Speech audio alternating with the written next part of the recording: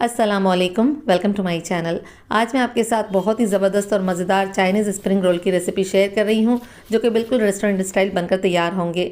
इन roles को हम instant noodle से बनाने वाले हैं, जो कि बहुत ज़बरदस्त और मज़े के बनते हैं, साथ ही बहुत जल्द और आसानी से बनकर तैयार हो जाते हैं। कंप्लीट रेसिपी शेयर कर रही हूँ, जिसमें रेस्टोरेंट स्टाइल शीट भी हम घर में बनाएंगे, जो कि परफेक्ट और बहुत आसानी से बनेगी। तो चलिए इन मज़ेदार से रोल्स की रेसिपी को बनाना शुरू करते हैं। इस रेसिपी में सबसे पहले हम नूडल को बॉईल करेंगे। इसके लिए एक पैन में हम 1 कप भरकर पानी शामिल कर देंगे, जो कि 250 ml है। मैंने यहाँ पर 2 इंस्टेंट नूडल के पैकेट इस्तेमाल किए हैं, जो कि तकरीबन 15 रुपये के आते हैं, और इस तरीके से तोड़कर हम इन्हें पैन में डाल देंगे। दोनों नूडल के पैकेट के साथ 2 टेस्ट मेकर के पाउच आते हैं, जिसमें से एक अभी हम शामिल कर देंगे और एक को हम बाद में यूज़ करेंगे। नूडल में हमने एक्स्ट्रा पानी नहीं डाला है, सिर्फ इतना पानी शामिल किया है जिससे कि नूडल अच्छे से पक जाएँ, इसमें कोई पानी वगैरह बाकी ना रहे। इस तरीके से मुसलसल चलाते हुए हम इसे 4 से 5 मिनट तक कुक करेंगे, जिससे कि नूडल सॉगी नहीं होगी, आपस में चिपकेगी नहीं और खिली खिली परफेक्टली कुक हो जाएगी। अब आप देखिए हमारी नूडल अच्छे से बॉईल हो चुकी हैं, ये रेडी हैं। इन्हें हम साइड में रखेंगे और एक वॉक में हम 2 टेबल स्पून के करीब ऑयल डाल देंगे। इसे मीडियम हीट पर गर्म कर लेंगे। अब इसमें हमने कुछ सब्जियां शामिल करनी है, जिसके लिए मैंने यहाँ पर एक मीडियम साइज़ की प्याज ली है, जिसे इस तरीके से रफली कट किया है। साथ ही एक मीडियम साइज़ की शिमला मिर्च को भी इस तरीके से पतले पतले स्लाइस में कट किया है। एक छोटे साइज़ की गाजर को मैंने जूलियन कट किया है। साथ ही मैंने हरे प्याज के कुछ पत्ते लिए हैं, जिन्हें बारीक चॉप कर लिया है। साथ ही मैंने 3 से 4 लहसुन की जवों को बिल्कुल बारीक कट किया है।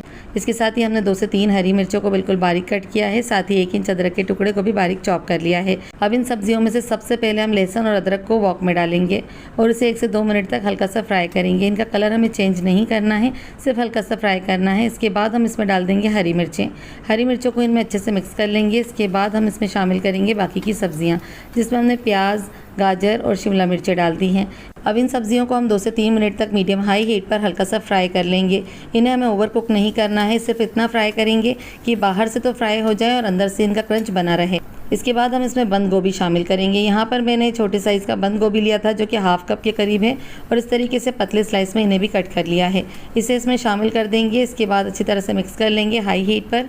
इसके बाद हम इसमें कुछ मसाले शामिल करेंगे। इसमें डाल देंगे हम 1/3 टीस्पून भरकर नमक। साथ ही डालेंगे 1/3 टीस्पून ही काली मिर्चों का पाउडर। इसके साथ ही डालेंगे 1 टेबल स्पून भरकर ग्रीन चिली सॉस, अगर आपके पास रेड हो तो वो भी शामिल कर सकते हैं। 1 टेबल स्पून भरकर ही सोया सॉस ऐड कर देंगे। हमने इसमें नमक 1/3 टीस्पून यानी कि सब्जियों के अकॉर्डिंग शामिल किया है। अगर आप नमक ज़्यादा डालते हैं तो शामिल कर सकते हैं, लेकिन जो हमने टेस्ट मेकर यूज़ किया है ना नूडल का, उसमें भी नमक होता है और सॉसेस वगैरह में भी नमक होता है। अब मसालों और सॉसेस को हम सब्जियों में अच्छी तरह से मिक्स कर लेंगे। इसके बाद हम इसमें ½ टीस्पून भरकर कुटी हुई मिर्चों का पाउडर शामिल कर देंगे। अच्छी तरह से इसे भी मिक्स कर लेंगे। इसके बाद हमने जो नूडल बॉईल करके रखी थी ना, उसे डाल देंगे। फिर अच्छी तरह से इन्हें भी हाई फ्लेम पर सब्जियों के साथ मिक्स कर लेंगे। हल्के हाथों से इसे मिक्स करना है। मसालों के साथ सब्जियों और नूडल वगैरह को अच्छी तरह से मिक्स कर लेने के बाद इसमें हमने जो टेस्ट मेकर उठा कर रखा था ना इंस्टेंट नूडल का, उसे शामिल कर देंगे। इसका एक अलग ही फ्लेवर आता है इस नूडल में। बहुत ही टेस्टी, मज़ेदार और ज़बरदस्त बन जाती है नूडल इस टेस्ट मेकर से। और आखिर में हम इसके ऊपर हरे प्याज की पत्तियों को गार्निश करेंगे और इसकी फ्लेम को ऑफ कर देंगे। और इसी के साथ हमारी बहुत ही ज़बरदस्त और मज़ेदार इंस्टेंट वेज हाक्का नूडल बनकर तैयार हो चुकी है। आप चाहें तो इसे ऐसे ही सर्व कर सकते हैं, घर में सभी को बहुत पसंद आती है, लेकिन हम इसके वेज स्प्रिंग रोल बनाने वाले हैं, इसीलिए हम इसे एक प्लेट में निकालेंगे और साइड में रख देंगे ताकि ठंडी हो जाए। इसके बाद हमने जो रोल बनाने हैं ना, इसकी शीट की तैयारी करेंगे और बेहद आसानी से बन जाती है। इसके लिए एक बाउल में हम 1 कप भरकर मैदा डाल देंगे। इसके साथ ही 1 कप भरकर ही हम इसमें कॉर्नफ्लावर डाल देंगे, यानी कि अरारोट। और इसके साथ डालेंगे हम इसमें एक अंडा। अंडे की हमने सफ़ेदी यूज़ करनी है, जर्दी नहीं डालनी है। और साथ ही हम इसमें थोड़ा सा नमक शामिल करेंगे। इसके साथ ही हम इसमें थोड़ा थोड़ा पानी शामिल करते जाएंगे और अच्छी तरह से मिक्स करते हुए इसका एक बैटर बना लेंगे। हमने इसमें एक साथ बहुत सारा पानी शामिल नहीं करना है, नहीं तो इसमें लम्स या गांठें बन सकती हैं। थोड़ा थोड़ा पानी शामिल करते जाएंगे और इसकी कंसिस्टेंसी को एडजस्ट करते जाएंगे। ये देखिए हमने इसका बैटर इस तरीके से बिल्कुल स्मूथ सा तैयार कर लिया है। इस स्टेज पर आप इसकी कंसिस्टेंसी चेक करें, इस तरीके की होनी चाहिए। इसके लिए हम इसमें ½ कप पानी फिर से शामिल करेंगे और अच्छे से मिक्स कर लेंगे। अच्छी तरह से इसे मिक्स कर लेंगे। इसके बाद मैं आखिर में इसकी कंसिस्टेंसी आपको दिखाती हूँ किस तरीके से होनी चाहिए। जब हम इस तरीके से चम्मच को घुमाएंगे और इसके पिछले सिरे पर इस तरीके से उंगली से निशान बनाए ना, तो इस तरीके से नज़र आना चाहिए। अब इसे हम साइड में रखेंगे और एक ट्रे में हम थोड़ा सा कॉर्नफ्लोर या मैदा डस्ट कर देंगे। इससे जब हम इस पर शीट रखेंगे ना तो वो चिपकेगी नहीं। इसके बाद हम एक पैन में 2-3 बूंदे ऑयल की डाल देंगे और इसको इस तरीके से पेपर से फैला देंगे। अब बिल्कुल लो हीट पर हम गैस की फ्लेम को ऑन करेंगे और पैन को हल्का गर्म करेंगे। इसके बाद जो हमने बैटर बना के रखा था 1/2 कप के करीब इसमें डाल देंगे। पैन में अच्छी तरह से इसे फैला लेंगे इस तरीके से। इसके बाद जो बचा हुआ घोल है ना उसे हमने वापस बाउल में डाल देना है। एक बात का ख्याल रखें कि बहुत ज़्यादा सेकना नहीं है, नहीं तो जो हमारी शीट है ना वो जल जाएगी या फिर सख्त हो जाएगी। शीट का कलर जब इस तरीके से ट्रांसपेरेंट हो जाएगा ना, बस इस स्टेज पर हमने इसे निकाल लेना है। हमने गैस की फ्लेम को बंद कर देना है और इसे इस तरीके से उठाना है साइड से, किनारों की तरफ से। एक बात का ख्याल रखें कि एहतियातन उठाइएगा क्योंकि बहुत नाजुक भी है और गर्म भी है।